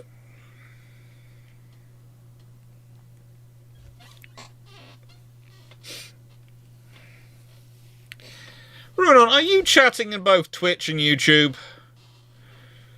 Because I'm getting both YouTube labels by your name and Twitch labels by your name, and you almost look like you're having a conversation with yourself between the two. Just saying, because it's getting a bit confusing. Keep coming up on that corner going, what the frigate's going on there? And then we're left with Romania. Now, Romania. Oh, they've had fun. They've had a fun history. They claim to be the oldest still going force. They have existed since 1860 and they ain't going anywhere.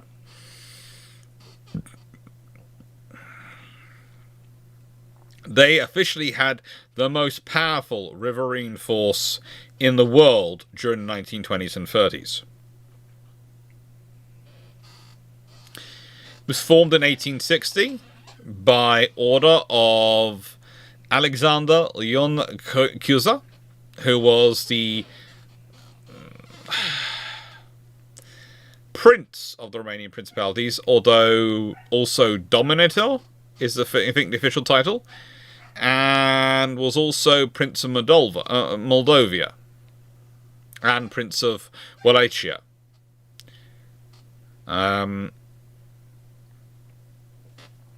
He has the fun capabilities, he does. And he decided, well, we need a flotilla. And he formed this by merging the components of the sort of riverine forces of Wallachia and Moldavia. And when the War of Independence happened between 1877 and 1878, this flotilla consisted of 2 armed steamers, one a paddle steamer and one a not a paddle steamer, more of a yacht type vessel, but not really a yacht as you'd think of a yacht, probably. Or it's got some sails, but yeah. One purpose-built gunboat armed with, I think, only 1 gun, and a spar torpedo boat.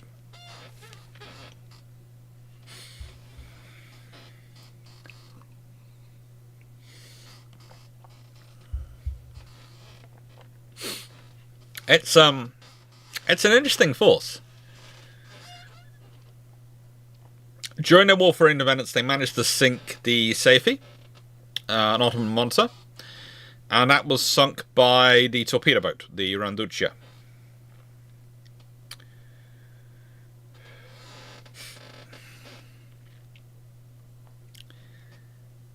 Now, as the Navy starts to expand, King Carol I separates off everything and makes sure the flotilla is properly constituted in 1896. The Navy is organised into the Division de Mer and the Divizia de Danube, the Danube Division. And they establish separate crew depots, arsenals.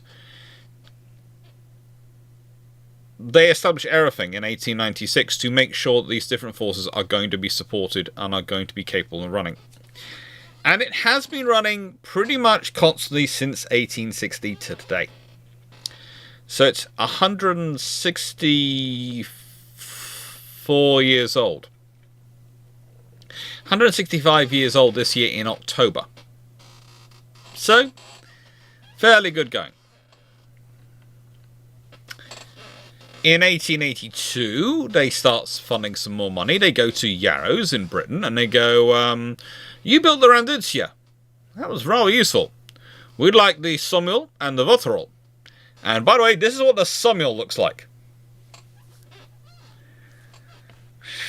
It is a spar torpedo boat. Let's all think about that. It's a spar torpedo boat. Okay.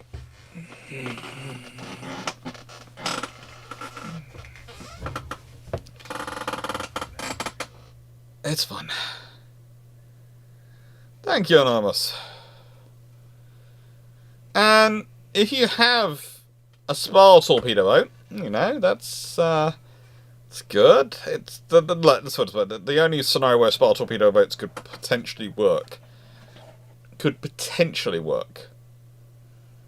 Is in a river, in a river sort of scenario where you can come around the corner and they could be charging at you. They displaced 12 tons. They had 150 horsepower and had a top speed of 16.5 knots and a crew of 8. You might be noticing that riverine ships do not tend to have a large crew. Looks like an oversized canoe. It pretty much is. It pretty much is.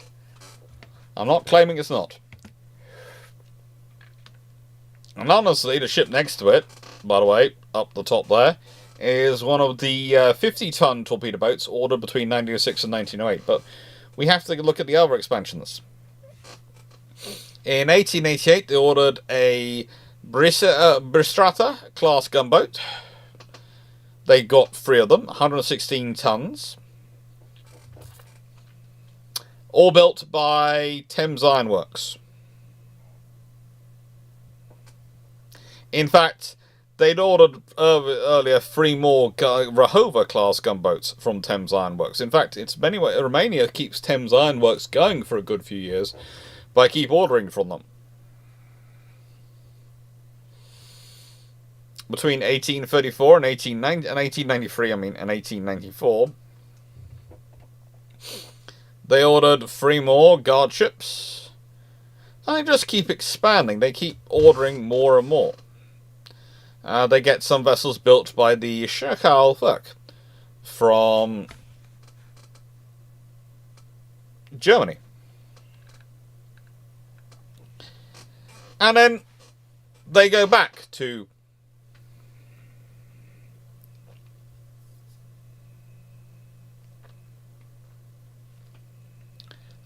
Britain for more. That torpedo boat up top there is a British-built torpedo gunboat. Built again by Thames Iron Works.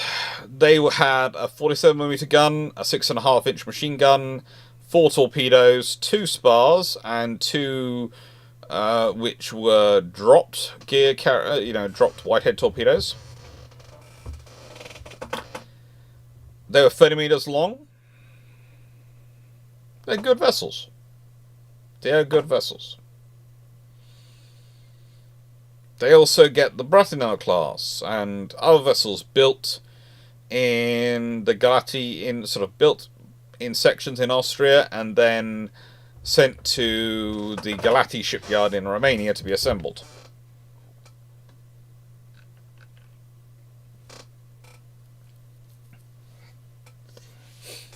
And that leads us to World War One, where you have, this monitor, which is probably a Bratinel class, which I was discussing, from Thames Iron Works, and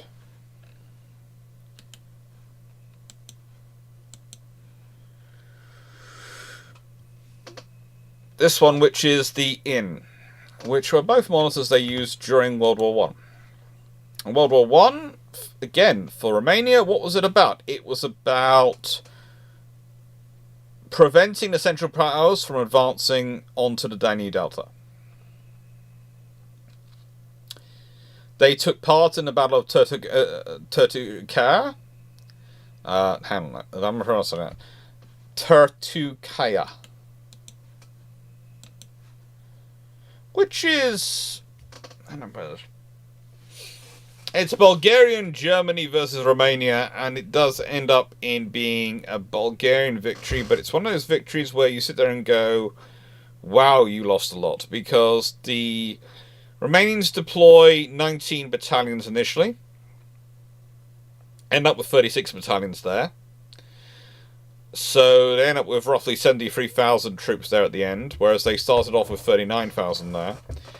The Bulgarians and Germans sent about 55,000 troops in 31 battalions.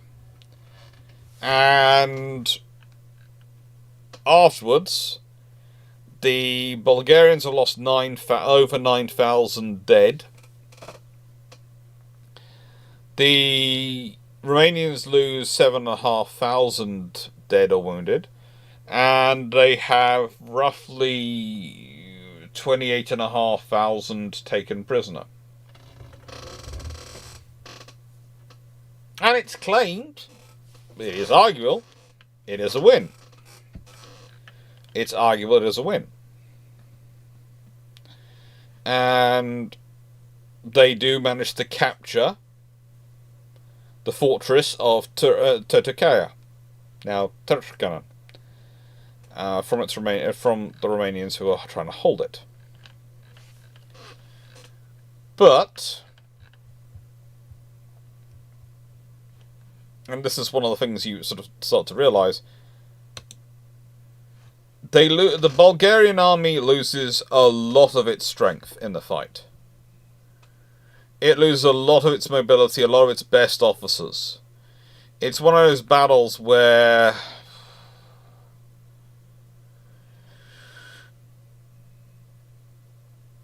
they win the battle, but they lose the war because of it.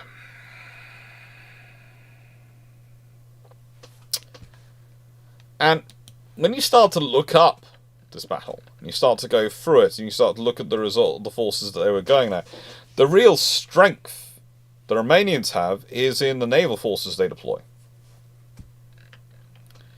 So naval forces they have as capability. You have the fact that, if you go and look up many of the paintings of the battle, they are paintings of the gunboats.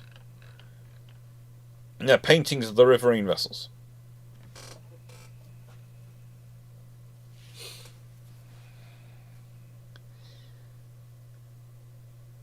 Now, pretty much what Romania has to do afterwards, and after losing the battle, was to divide off their forces from Transylvania, stop their advance there pretty much, in order to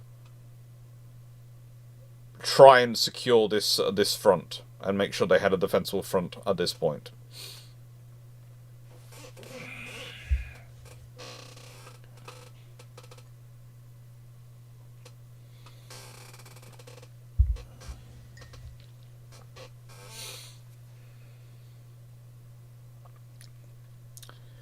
One of the fun things is that Field Marshal Mackinson, who usually liked to be present at the sites of important battles, and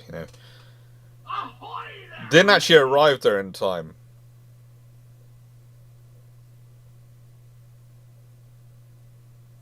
I'm not sure. Did you hear that? You might not have heard that, but I heard that. Hello, Anonymous. And yeah, it's quite funny because this battle, theoretically it's a win for the Bulgarians, but ultimately it causes them a lot of other issues. And yeah, it means that the Germans can do more things against the Romanian offensive, and it does help them assist with that position. But it's also one of those battles where they lose a lot because of the riverine forces. And the whole fight had been in many ways over control of the key point of the river. Yes, we heard that. Okay. Right. Just gonna do that. That was someone on Twitch going, "Ahoy there, matey."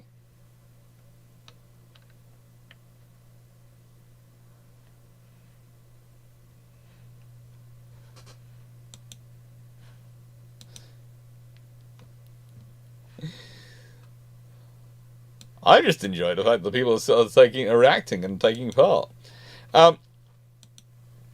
After World War One, they continued working on it. Once they had received 3 more monitors from the Austro-Hungarian Navy, they received Barossa, Bukovonia, and Ardeel, and these were fairly decent monitors. They also bought some M-class patrol vessels from Italy. And after World War One, they still had 7 of those 50-ton torpedo boats remaining. 3 were transferred to Border Patrol, and they were armed with only a single machine gun. So they were basically the equivalent of modern-day OPVs in terms of firepower, like the River class. But, they were wandering around doing the duty. And one of the things I always try and point out with those ships is if you don't have them doing that duty, you still need to do it. So that means you have to have something else doing it, which might be something you prefer to have elsewhere. So the whole argument, when people go, oh, we shouldn't have this vessel, because if we don't have these 8 vessels, we can have 2 more of this vessel, usually. It's usually the case of, let's say, OPVs or small vessels, and we can have this all-singing, all-dancing ship. Yes, you can. But now the roles which are being done by those smaller ships, those less capable vessels, those secondary and tertiary missions, they now have to be done by your primary vessels, your most expensive, most useful vessels, instead of allowing them to focus on what they would like to be doing, and what they should be doing.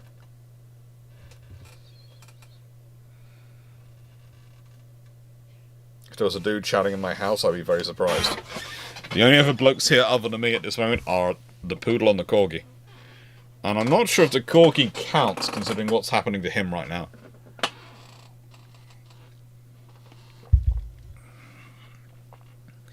Judging by the plaintive cries, I think it's rom-com night.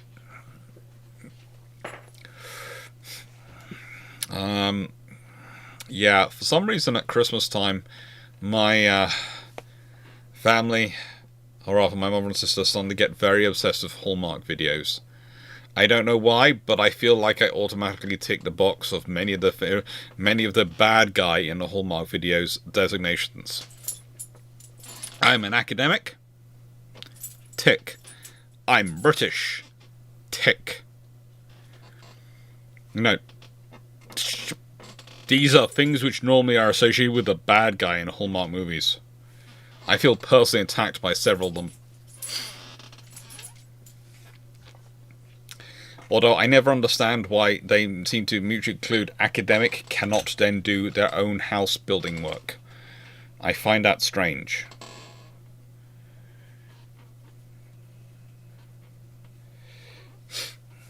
So, the thing is, it continues on. It was the flotilla which prevented the German troops from crossing the Danube from Bulgaria after the 1944 coup. And these vessels are often critical for operations throughout World War II.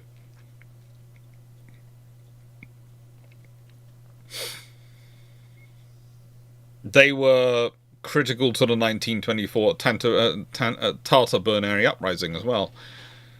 But they've carried on today. They're still part of the forces today for Romania.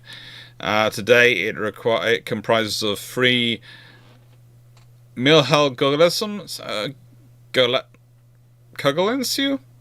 river monitors and 5 Smarden-class armoured patrol ships. And surprisingly enough, a whole load of minesweeper patrol boats as well. And you can actually see a picture of them practicing with Ukrainian vessels during Riverine 2018 exercise.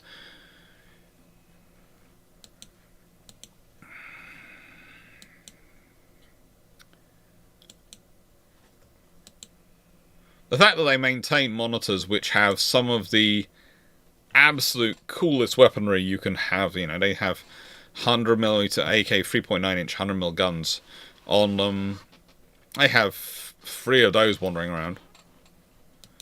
I'm just going to start putting up pictures.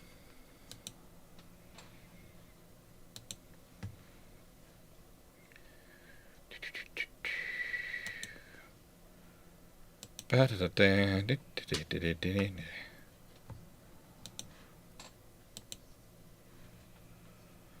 picture's too big for the screen. It's gonna do. I wish it would auto. I wish OBS would sometimes auto scale. I'd just like it to auto scale just a tad. Oh.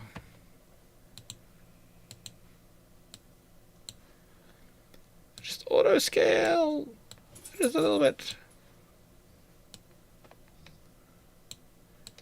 That should do. No, that won't. Still won't do. That'll do. This is what we're talking about now.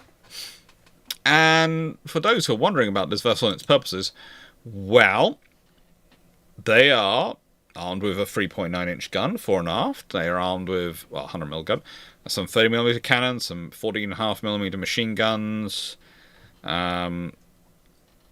surface-to-air missiles.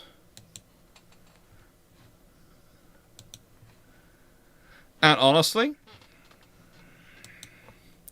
they're pretty darn cool. They also then have a slightly smaller force, a smaller vessel as well. They have 3 of these big ones.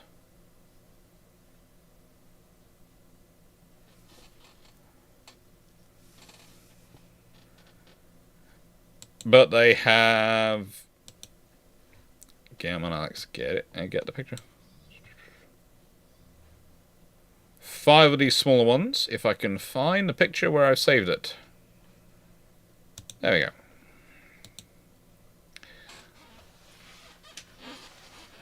Only a single 3.9-inch, that's a 100mm gun on these. And yeah, they're about providing themselves with presence and capability on these rivers, making sure the Danube flows, making sure they can support forces where they need to. They can support the maneuver of forces using the water, using the rivers.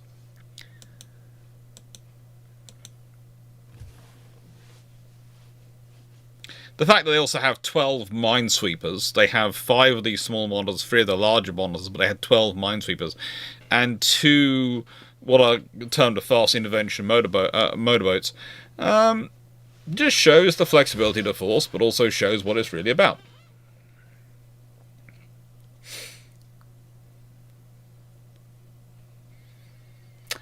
Re 178. Which end is front and which end is back? Well, I'd have said the end with the big gun and the sort of bow section on it is probably the front. That does look like, if we go back to this picture, back here, and how they're operating, that does seem to be the case of what's where they're sort of maneuvering. I'd say the vessel on the bottom left is one of the bigger ones. The vessel on the sort of second row right is one of the small ones, I'd reckon. And that's how they seem to be maneuvering.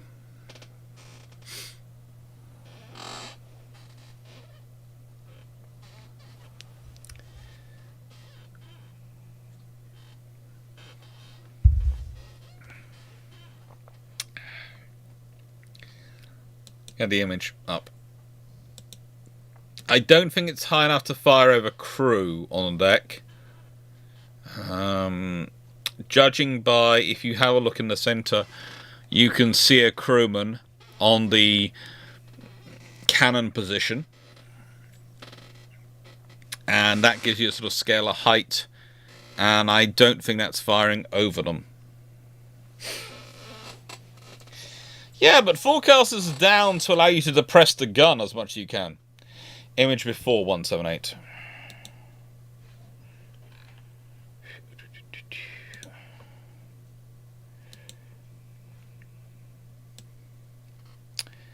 I